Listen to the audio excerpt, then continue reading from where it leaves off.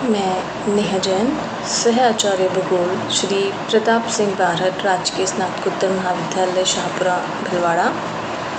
आज का विषय है अधिवास, उसकी परिभाषा, उसके प्रकार और उनकी विशेषताएं। अधिवास सांस्कृतिक भूदृश्य का महत्वपूर्ण घटक है। अधिवास से अभिप्राय किसी स्थान पर मानव की बसाव क्रिया से लिया जाता है, जिसमें मानव को आश्रय देने वाले आवास और अन्य सुविधाएं सम्मिलित हैं। अधिवास पृथ्वी पर मानव और प्रकृति के घनिष्ठ संबंधों के परिचायक होते हैं। यह भूपृष्ठ पर दिखाई देने वाली एक महत्वपूर्ण मानवीय कृति है। अधिवास को कुछ भूगोलविदों द्वारा परिभाषित किया गया है, जिसमें से कुछ परिभाषाएं इस प्रकार हैं।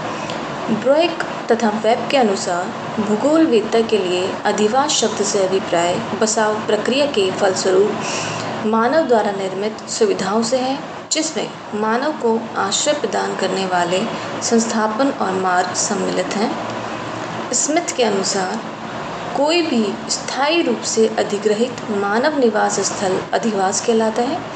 यद्यपि एकाकी झोपड़ी को भी अधिवास कहा जा सकता है, किंतु प्राय इससे अभिप्राय मानव आवास के समूह से होता है। भूगोल परिभाषा कोश के अनुसार मानव आवास की एक किस्म, जिसमें एक या एक से अधिक मकान हो, यह दो प्रकार की होती है। प्रथम ग्रामीण और द्वितीय नगरीय। उपरोक्त परिभाषाओं के अनुसार अधिवास से अभिप्राय मात्र भवन इमारत से नहीं होता, अपितु सड़क, नहर, बाग, खेत, कुएं, तालाब आदि सभी इसमें सम्मिलित हैं। अधिवास मानव निवास के मूल आधार हैं। मानव समूह जहाँ स्थायी और अस्थायी रूप से घर बनाकर रहता है, उन समूह को मानव अधिवास कहते हैं। मानव अधिवास की विशेषताएं। अधिवास मानव और पर्यावरण के मध्य अंतः संबंध के प्रतीक हैं। इन्हें देखकर ज्ञात होता है कि मानव अपने प्राकृतिक वातावरण के साथ किस स्तर तक अनुकूलन और रूपांतरण किया है। घर या मकान चाहे किसी भी निर्माण सामग्री से निर्मित हो, अधिवास की प्रारंभिक इकाई होते हैं। गृह निर्माण से ही अधिवास निर्माण की प्रक्रिया प्रारंभ होती है। मार्ग और परिवहन अधिवास के संचालन का मुख्य आधार होते हैं। अधिवास के विभिन्न भागों में संपर्क स्थापित करने के लिए सड़कें, पगडंडियां और गलियां बनाई जाती हैं। अधिवास को सामाजिक संगठन का प्रतिफल कहा गया है। अधिवास में रहकर मानव एक सामाजिक प्राणी की भांति जीवन व्यतीत करता है और विभिन्न आवश्यकताओं की पूर्ति के लिए परस्पर सहयोग की भावना से कार्य करता है। अधिवासों की उत्पत्ति और उसके विकास को प्रभावित करने वाले कारक। प्रत्येक अधिवास अद्वितीय होता है, उसकी अपनी एक निजी पहचान होती है। अधिवास को प्रभावित करने वाले प्रमुख कारक इस प्रकार हैं। प्राकृतिक कारक। प्राकृतिक कारकों के अंतर्गत स्थल, स्थिति, उच्चावच, जल आपूर्ति, मृदा, वनस्पति, जीव जंतु आदि सम्मिलित हैं। जहाँ पर स्थल, स्थिति या जल, मृदा, वनस्पति आदि की उपलब्धता होती है, वहाँ पर अधिवासों का प्रकार सघन होता है। इसके विपरीत जहाँ पर इनका अभाव पाया जाता है, वहाँ पर ये प्रकीर्ण अवस्था में होते हैं। मानवीय कारक। अधिवासों की स्थिति, विन्यास, विस्तार की दिशा, विकास की अवस्था इत्यादि इसमें सम्मिलित हैं।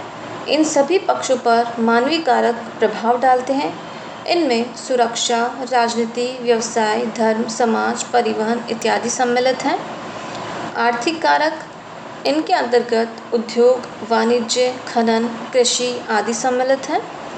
राजनीतिक कारक। जहाँ शासन व्यवस्था उत्तम होती है, वहाँ सरकारी स्तर पर उपलब्ध कराई जाने वाली विभिन्न जल सुविधाओं तथा शांतिपूर्ण वातावरण के कारण अधिवासों का विकास अधिक होता है। राजनीतिक अस्थिरता और अराजकता की स्थिति में लोग एकाकी बस्तियों को छोड़कर सघन अधिवासों में रहने लगते हैं। सामाजिक कारक। जहाँ समाज का संगठन कमजोर होता है, उससे संबंधित लोगों के अधिवास अस्थायी और छोटे होते हैं।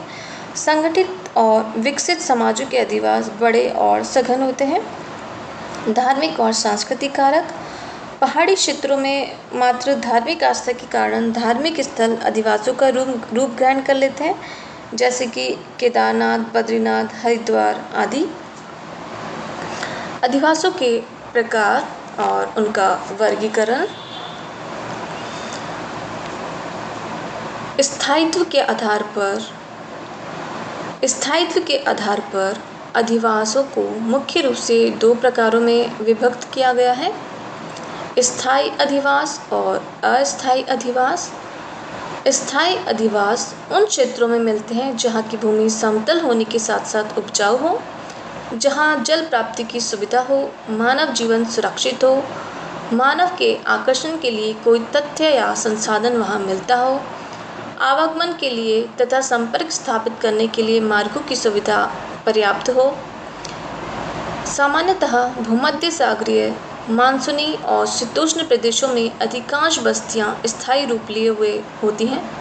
अस्थायी अधिवास, शिकारी, चरवाहे अथवा प्राचीन ढंग से खेती करने वाले कृषक, जहां पशुपालन ऋतु के अनुसार ऊंचे पहाड़ी भागों में किया जाता है या घाटियों में स्थानांतरण होता रहता है, जैसे आल्प्स, हिमालय पर्वत घाटी क्षेत्र में मुख्य रूप से अस्थायी अधिवास पाए जाते हैं। कार्य और गुण के आधार पर अधिवासों को दो भागों में बांटा गया है: ग्रामीण अधिवास और नगरीय अधिवास। ग्रामीण अधिवास में सामान्यतः एकाकी अधिवास, कृषक घर, पुरवा और गांव आते हैं, जिनके अधिकांश निवासी अपने जीवन यापन के लिए भूमि के विदोहन, कृषि करना, पशुपालन, कुटीर उद्योग, मछली पकड़ना, लकड़ियां काटना, वस्तुओं का संग्रह करना आदि पर निर्भर होता है। गांव की जनसंख्या कुछ घरों से लेकर 5000 अथवा कभी-कभी इससे अधिक हो सकती है। पूर्वे गांव से छोटे होते हैं और गांव की अपेक्षा कम सघन होते हैं। इनमें मकान होते हैं जो कि बिखरे हुए होते हैं, दुकान, स्कूल, मंदिर आदि का अभाव होता है। नगरीय अधिवास, इनमें कस्बे, नगर, महानगर सम्मिलित किए जाते हैं। इन अधिवासों की विशेषता यह है कि इनमें गैर कृषि उद्योग, अनेक प्रकार के उद्योग, संचार तंत्र, परिवहन के साधनों का विकास आदि पाया जाता है। सामान्य वर्गीकरण में स्थिति, प्रकार, स्वरूप, प्रतिरूप, भौतिक वातावरण, आर्थिक, सामाजिक और सांस्कृतिक तकनीकी तथ्यों के आधार पर इन्हें दो भागों में बांटा गया है: सामूहिक या सघन ग्रामीण बस्तियां, दूसरा प्रविकीर्ण या बिखरी हुई ग्रामीण बस्तियां। सघन अधिवास उन क्षेत्रों में मिलते हैं जहां मनुष्य सामाजिक दृष्टि से अपने पूरे समाज के साथ रहना पसंद करता है। विश्व की सर्वाधिक सघन बस्तियां नदियों के उपजाऊ मैदानों में मिलती हैं, जहां समतल भूमि, उपजाऊ मिट्टी, पर्याप्त जल, कृषि से स्थायी भरण पोषण, पशुपालन, यातायात के पर्याप्त साधन, शांति आदि कारक सघन बस्तियों के बसने के लिए उत्तरदायी होते हैं। चीन के हांगो, भारत की गंगा यमुना दोआब क्षेत्र, यूरोप राइन रून क्षेत्र, वोल्गा, मिसिसिपी मिसूरी घाटी क्षेत्र आदि में सघन बस्तियां पाई जाती हैं। प्रविकीर्ण अधिवास, ये अधिवास एक दूसरे से दूर दूर बसे होते हैं, जिनका पारस्परिक संबंध कच्ची सड़कों, पगडंडियों आदि से होता है। ऐसी बस्तियां पहाड़ी क्षेत्रों में मिलती हैं जहां कृषि के लिए उपयुक्त धरातलीय अवस्था नहीं पाई जाती, मिट्टी अनुर्वर होती है, जलवायु कठोर होती है, धरातल प्रतिकूल होने के कारण बड़े पैमाने पर खेती की संभावनाएं कम होती हैं। इस प्रकार के अधिवास पर्वतीय, मरुस्थलीय या सघन वन क्षेत्रों में मिलते हैं। मकानों की पारस्परिक दूरी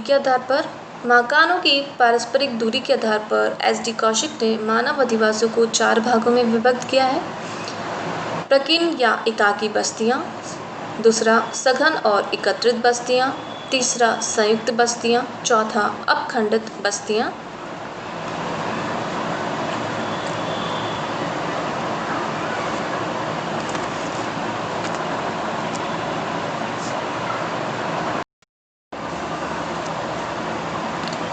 प्रकीर्ण बस्तियां, ये वे बस्तियां हैं जिनमें बस्तियों के घर अलग अलग होते हैं। ऐतिहासिक दृष्टि से ये बस्तियां उतनी ही प्राचीन हैं जितनी कि मानव सभ्यता। जिस समय मनुष्य को सामाजिक संगठन का ज्ञान नहीं था, उस समय उसका जीवन प्राय व्यक्तिगत और पृथक था, अतः उनके निवास भी एकांत में हुआ करते थे। आज भी इस प्रकार की बस्तियां चरवाहे, लकड़हारे, शिकारियों से संबंधित अर्थव्यवस्था वाले क्षेत्रों में मिलती हैं। यही नहीं, विश्व के सर्वाधिक विकसित राष्ट्र संयुक्त राज्य अमेरिका, कनाडा आदि के कृषि क्षेत्रों में ऐसी बस्तियां सर्वत्र फैली हैं। इन बस्तियों में मकान अलग अलग एक दूसरे के बीच में कृषि भूमि को छोड़कर बने होते हैं। इन्हें फार्मस्टेड या वासगृह भी कहा गया है। एकाकी बस्तियों के प्रत्येक घर में केवल एक परिवार ही रहता है। इस प्रकार की बस्तियों में गांव के मनुष्यों का सामाजिक संगठन प्राय कमजोर हो जाता है। सघन बस्तियां, जिन अधिवासों में बस्ती के घर पास पास परस्पर सटे हुए होते हैं, उन्हें सघन या एकत्रित बस्तियां कहा जाता है। इन्हें पुंजित या संकेंद्रित अधिवास भी कहते हैं। इन अधिवासों का स्वरूप, आकार तथा कार्य प्रकीर्णन अधिवासों से भिन्न होते हैं, जिसका प्रमुख कारण सामाजिक संबंधों का अत्यधिक जटिल होना है। प्राय इन अधिवासों में सड़कों, गलियों का निर्धारण, पानी की सुविधा, भूमि की उर्वरा शक्ति, औद्योगिक, ग्रामीण या धार्मिक गमनागमन, स्वास्थ्य, शिक्षा, व्यापार, राजनीति आदि पर विशेष ध्यान दिया जाता है। फ्रेंच और ट्रिवार्था ने ऐसी सघन बस्तियों को नेस्टेड तथा सघन बस्तियां, ब्लाश ने पुंजित बस्तियां, ब्रुन्स ने संकेंद्रित बस्तियां कहा है। संयुक्त बस्तियां, संयुक्त बस्तियों के अंतर्गत प्राय एक केंद्रीय ग्राम होता है, किंतु इसके साथ ही गांव की सीमा के भीतर कुछ छोटे छोटे पूर्वे या नगले बसे होते हैं। ये पूर्वे विभिन्न कारणवश केंद्रीय ग्राम को छोड़कर आए हुए एक या कई परिवारों का अपेक्षाकृत एक छोटा समूह होता है, जिसमें प्राय एक जाति बिरादरी के लोग रहते हैं। उत्तरी भारत में अनेक ऐसे गांव मिलते हैं जिनमें केंद्रीय ग्राम के अतिरिक्त कई पूर्वे सम्मिलित होते हैं। प्रोफेसर रामलोचन सिंह ने इस प्रकार की बस्तियों को अर्ध सघन या सेमी कॉम्पैक्ट कहा है। अपखंडित बस्तियां, जिस ग्रामीण अधिवास में गांव की सीमा के भीतर ही बसाव बिखरा हुआ मिलता है, या गांव के घर एक दूसरे से थोड़ी दूरी पर बने होते हैं, या छोटे छोटे पूर्वे या नगले थोड़ी थोड़ी दूरी पर बसे होते हैं, तथा जिनमें कोई भी केंद्रीय ग्राम नहीं होता, उसे अपखंडित बस्तियां कहा जाता है। इस प्रकार के अधिवासों को एकाकी अधिवास नहीं कह सकते, क्योंकि अमेरिकन या यूरोपीय फार्म गृह के समान विपरीत इन छोटी छोटी बस्तियों में एक ही परिवार का होना आवश्यक नहीं होता। दूसरा, इनमें सामाजिक संगठन, श्रम विभाजन, सामुदायिक भावना पाई जाती है। अपखंडित बस्तियां मुख्यतः बंगाल के डेल्टा प्रदेश, गंगा, घाघरा, दोआब क्षेत्र, रावी नदी के पश्चिम में सरयू पार मैदान, पश्चिमी उत्तर प्रदेश में ऊपरी गंगा यमुना मैदान तथा अम्बाला आदि जिलों में पाई जाती है।